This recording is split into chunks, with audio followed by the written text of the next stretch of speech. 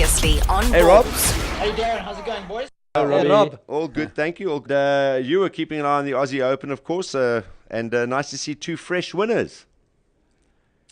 It certainly was. Obviously, starting with the women first, fantastic, certainly from a global perspective for our sport to see Lina doing so well. And of course, with the Australian Open obviously being coined the Grand Slam of Asia Pacific,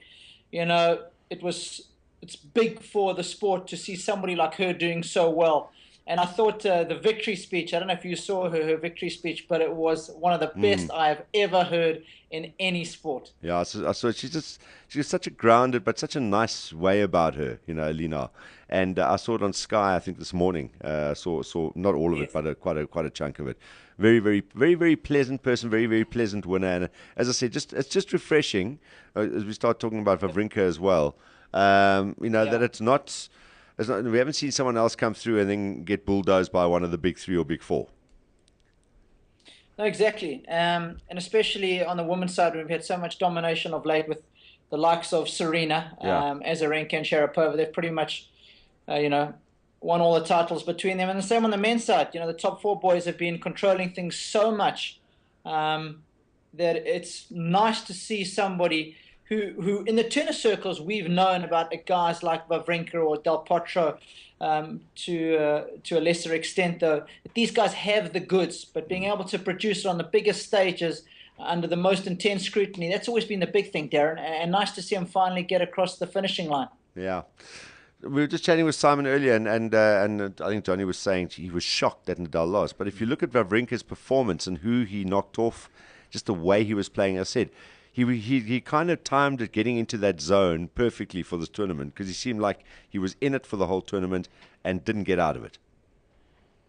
You're 100% right. I think any time you're able to beat the top two players on the planet and win your first major at the first time of asking, it says something about you mentally because that's not easy to do. We've seen so many players fold a couple of times when they get into major finals.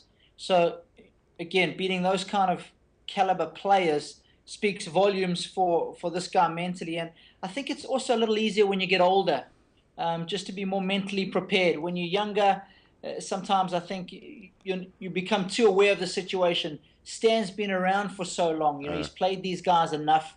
And I think the big plus for him is the partnership with Magnus Norman. I think that's brought a lot to the table. They've only been together about a year now. And I think Magnus, being a former world number 2 Grand Slam finalist, has given him the belief. Listen, buddy, I know what it takes to get there. You've got the goods, and I want you to believe. If you can't believe anybody else, believe me, because I've been there. And I think that's been a big change for Wawrinka, Darren. Just on that subject, this is something that seems to be coming more, more to the fore. Because before you didn't really know who coached who. I mean, I know we had the Gullickson Sampras partnership, and you knew about that. Sampras was so dominant, but you didn't really know who was behind the players until we suddenly saw Ivan Lendl step up and take over with Andy Murray. Yeah, we've seen now Stefan Edberg and Roger looks like a new player this year again. Federer, and you talk about Magnus Norman as well. So it seems like the role of the coach is becoming more of a prominent one as well, and the right partnership is key to some of these big guys when they get into your sort of top 20, top 30s.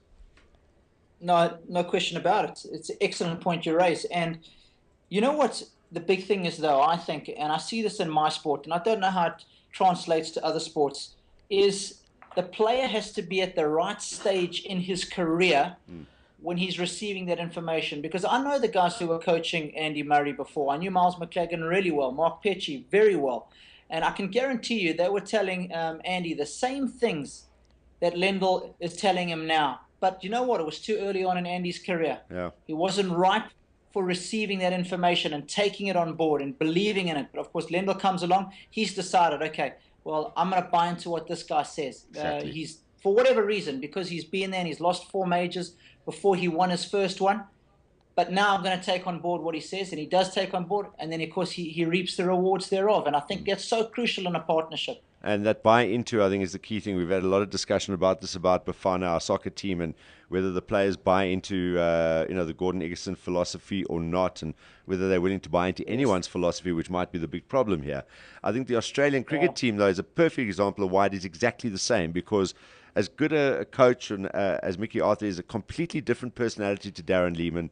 But the Aussies bought into what Darren Lehmann, as you're saying, they probably were telling them the same things, trying to correct the same faults. Yep. But it's the approach, and whether you buy into his approach or not is, and that's 90%, 95% mental approach is what these guys bring to a side or to an individual. And saying that, and of course we're giving the coaches a fair bit of credit there in those last comments we made. At the end of the day, though, it does come down to the player being able to execute. And I think as much credit as we give the coach, at the end of the day, it's being able to do it on the big stage. And of course, in America, they're big on that, hey, Darren, where it's like it's the coach who coaches the NFL team. He gets as much credit as the players. Certainly in my sport, I don't believe that's the case, because you're so alone out there. There's no coaching from the side. None of that happens. So, that's where you've got to give the player, I believe, almost 80, 85, almost 90% of the credit. Because to go out there and do it under an extreme amount of pressure, and there's no one there to give you advice, to tell you strategy, to talk to you about shot selection or what you should be thinking. Wawrinka, massive mental effort to get the job done yesterday. All right, Rob, well, it's great to chat to you. Love to chat to you some more, but it's already gone past news time, so we need to get to the news. But we will catch up with you again sometime soon. Were you now back in KZN? I am enjoying a feisty, fiery day here in Durban. Okay, lovely. I'll be down on Thursday, so maybe we'll catch up. Yes, would love to. Give me a call. Cheers, Darren, and cheers, John. Thanks for getting in touch again. Thanks so much, Rob. Always appreciate your contribution, bud. That's Rob Koenig joining us from KZN with some more of his insights into the Australian Open and tennis. Right, let's do Visual Radio. Weekdays from 3 p.m. to 6 p.m. Central African Time. Radio like you've never seen it before.